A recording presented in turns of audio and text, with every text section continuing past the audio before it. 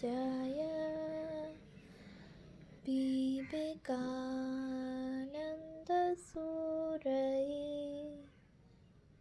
सच्चित्सुखस्वरूपाय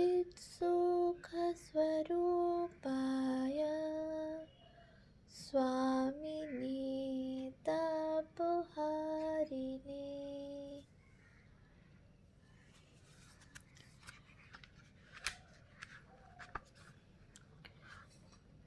ইচ্ছাশক্তির দৃঢ়তা ব্যক্তিত্ব বিকাশের প্রাণবস্তু। আমাদের ব্যক্তিত্বের দিব্য কোরকটি যেন 5টি আবরণে ঢাকা। দৈহিক আবরণ, ফিজিক্যাল ডাইমেনশনস, যা আমাদের দেহ এবং ইন্দ্রিয়গুলিকে নিয়ে গঠিত। প্রাণময় আবরণ, এনার্জি ডাইমেনশন, যা আমাদের খাদ্য পরিপাক ক্রিয়া, রক্ত সঞ্চালন, শ্বাস প্রশ্বাস এবং অন্যান্য দৈহিক ক্রিয়াগুলি সম্পন্ন করে। মনোময় আবরণ, মেন্টাল ডাইমেনশন, যা চিন্তা, অনুভব এবং আবেগের মতো মানসিক কাজগুলি করে। বিজ্ঞানময় আবরণ, ইন্টেলেকচুয়াল ডাইমেনশন, বৈশিষ্ট্য কোনো কিছু নিশ্চয়ভাবে নির্ধারণ করা। মানুষের এই ক্ষমতা আছে।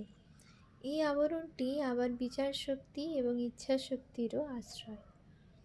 আনন্দময় আবরণ, ব্লিসফুল ডাইমেনশন, যে অবস্থাটি স্বপ্নহীন গভীর নিদ্রার সময় অনুভূত হয়। এই যে 5টি আবরণ, যাহা আমাদের দিব্য স্বরূপকে পর্যায়ক্রমে ঢেকে রেখেছে, তা একটি অন্যটির চেয়ে সূক্ষ্ম।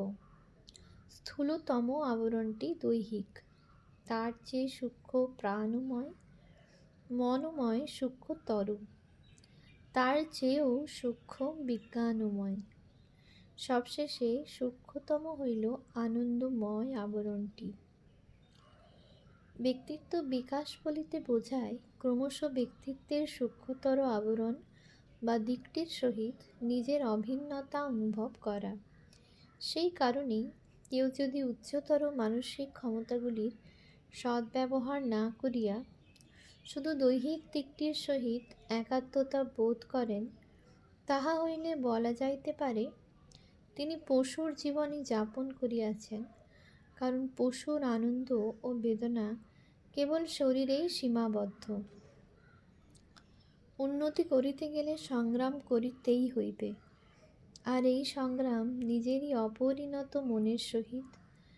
যে মন বাসনা, পুরনো অভ্যাস, অসৎ প্রবণতা, আবেগ ও কুপ্রভাবে মলিন হইয়া আছে, যতই আমরা এই কাঁচা মনের সংস্রব পরিত্যাগ করিয়া মনের উচ্চ হইতে উচ্চতর দিকগুলির সহিত নিজেদের একত্ব বোধ করিব এবং বুদ্ধির সাহায্যে বিচার করিয়া চলিব, ততই আমাদের ব্যক্তিত্ব বিকশিত হইবে।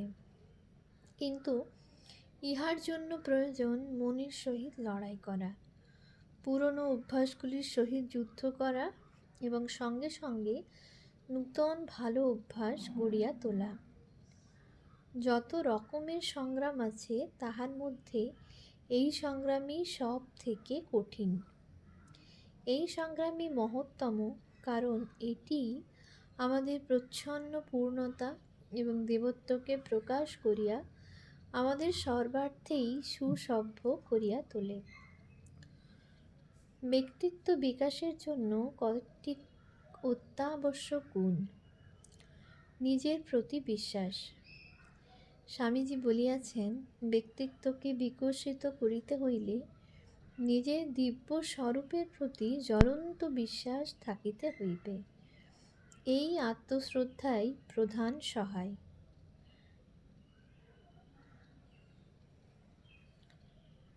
আগে নিজের প্রতি বিশ্বাস, তারপর ভগবানে বিশ্বাস।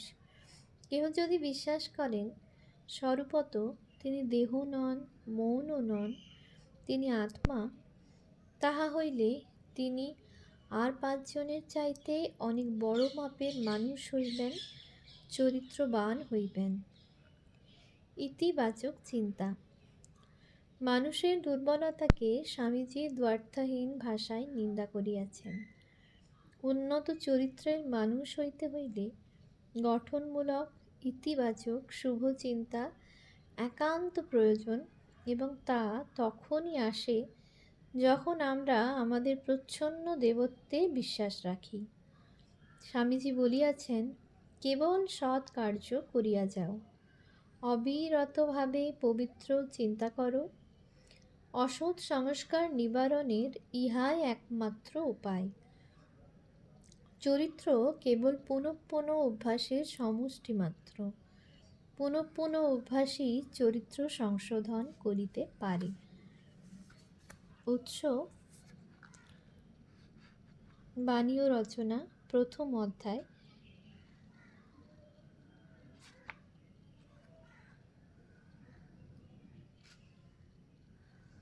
239 পৃষ্ঠা।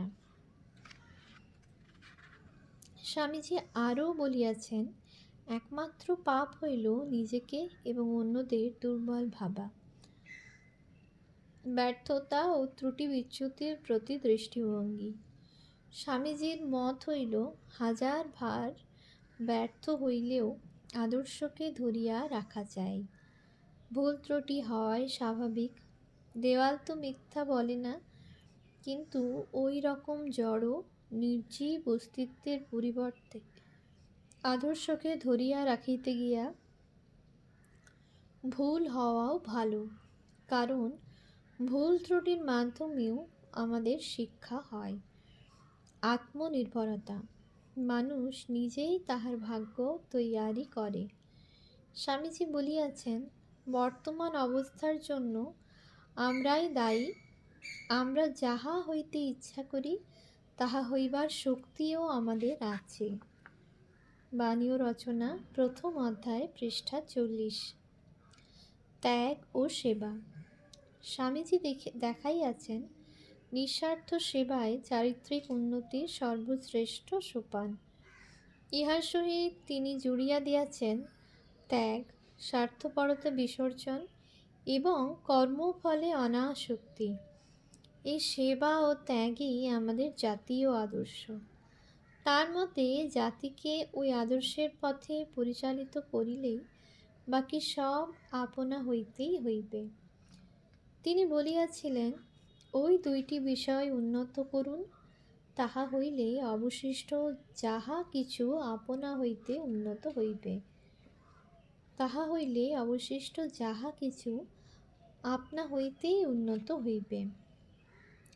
বাণী ও রচনা, নবম খণ্ড, পৃষ্ঠা 310। এই পুস্তিকা সম্পর্কে: এই পুস্তিকা ব্যক্তিত্ব বিকাশ সম্পর্কে স্বামীজির চিন্তাভাবনাগুলি যুব সমাজকে অবহিত করানোর এক সামান্য প্রচেষ্টা মাত্র। আমাদের আশা, এই পুস্তিকাটি যুবক যুবতীদের স্বামীজির রচনাবলী পড়িতে উদ্বুদ্ধ করিবে, চরিত্র গঠন করিয়া নিজেদের ব্যক্তিত্ব বিকাশের প্রেরণা দিবে। উন্নত চরিত্রের মানুষ হইলে এবং ব্যক্তিত্ব বিকশিত হইলে তারা নিজের কর্মক্ষেত্রে আশাতীত সাফল্য দেখাইতে পারিবেন। তাহা হইলে একই সঙ্গে ব্যক্তিগত উন্নতি এবং জাতির অগ্রগতি দুইটিই সম্ভব হইবে। স্বামীজির আহ্বান: তোমরা নিজ নিজ স্বরূপের চিন্তা করো এবং সর্বসাধারণকে ওই শিক্ষা দাও। ঘোর মোহনিদ্রায় অভিভূত জীবাত্মার নিদ্রা ভঙ্গ করো। আত্মা প্রবুদ্ধ হইলে শক্তি আসিবে, মহিমা আসিবে, সাধুত্ব আসিবে, পবিত্রতা আসিবে, যা কিছু ভালো সকলই আসিবে। উৎস: বাণী ও রচনা, পঞ্চম খণ্ড, 63 পৃষ্ঠা। ব্যক্তিত্বই সর্বাপেক্ষা গুরুত্বপূর্ণ।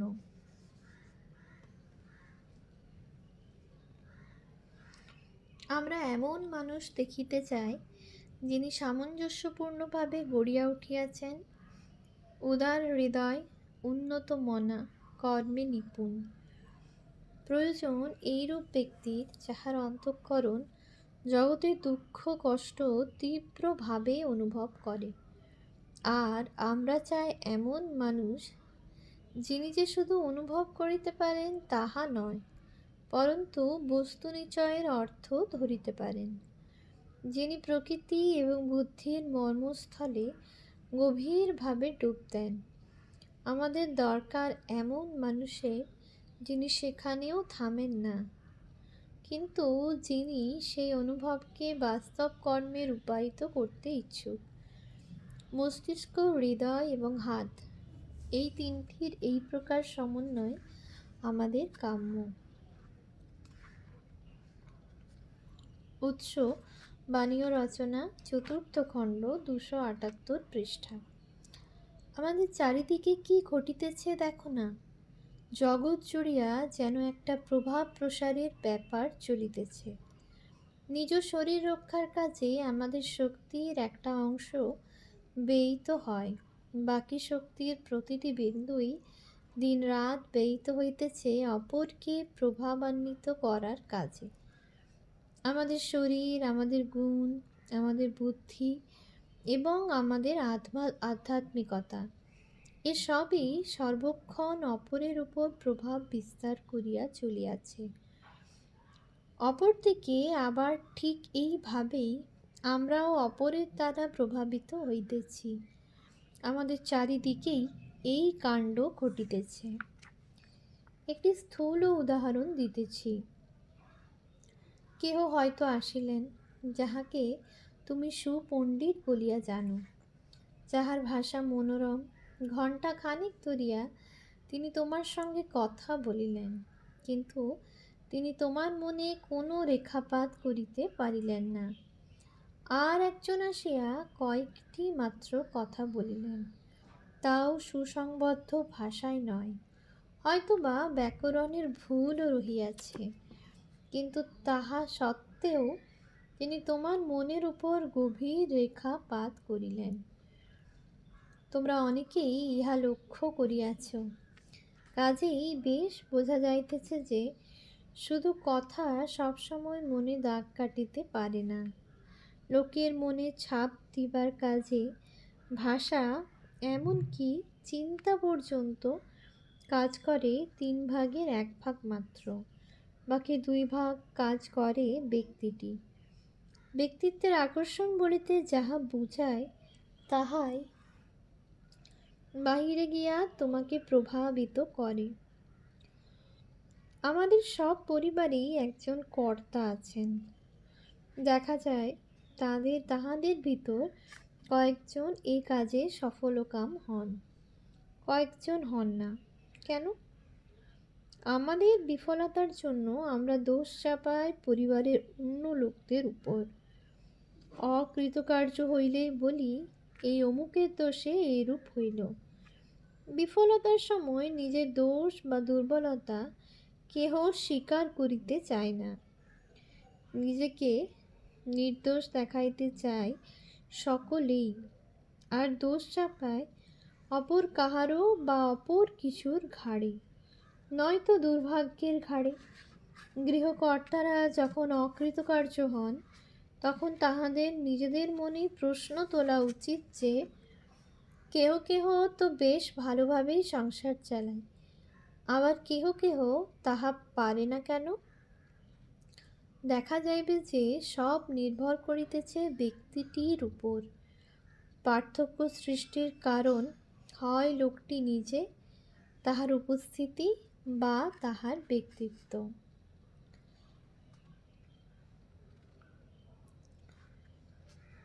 ওম শান্তি শান্তি শান্তি। হরি ওম তৎসৎ। শ্রীরামকৃষ্ণার্পণমস্তু।